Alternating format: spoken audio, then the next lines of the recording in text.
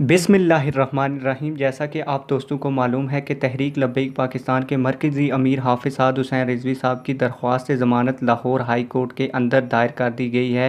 पहली पेशी के ऊपर क्या दलाइल वकला ने पेश किए, इसके अलावा जजेस ने क्या हाफ़िज़ साद हुसैन रिज़वी साहब के मुतल्लक़ रिमार्क्स दिए, मुकम्मल बहस का अहवाल आप लोगों तक पहुँचाऊँगा और ये भी इस वीडियो के अंदर आप लोगों को बताऊँगा कि ये दरख्वास्त किसकी जानब से दायर की गई है।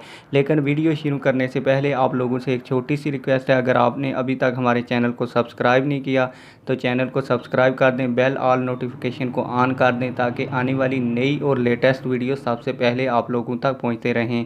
अभी मैं आप लोगों को वो बहस पढ़ के सुना देता हूं ताकि आप लोगों को समझ आ सके।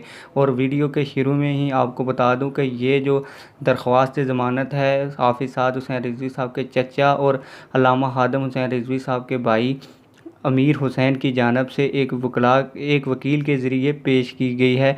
तो आप लोगों को मैं ख़बर पढ़ के सुना देता हूँ। कायदे मोहतरम मरकज़ी अमीर तहरीक लब्बैक पाकिस्तान हज़रत अल्लामा हाफ़िज़ मोहम्मद साद हुसैन रिज़वी साहब की नज़रबंदी के ख़िलाफ़ हाई कोर्ट लाहौर में रिट पटिशन दायर की गई है, जो 19 मई बरोज़ बुध के लिए मुअज़्ज़ज़ जज तारक सलीम शेख की अदालत में फ़िक्स थी।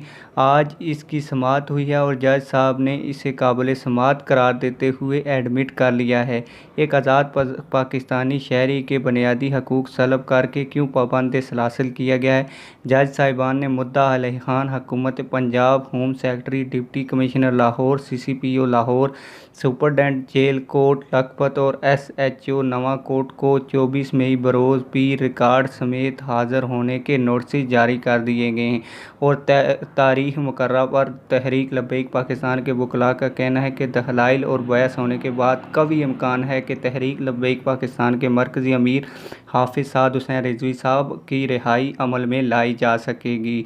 उम्मीद करता हूँ आप लोगों को ये वीडियो पसंद आई होगी। अगर पसंद आई है तो वीडियो को लाइक भी कर दें और कमेंट्स में अपनी राय का ज़रूर इजहार करें। वस्सलाम।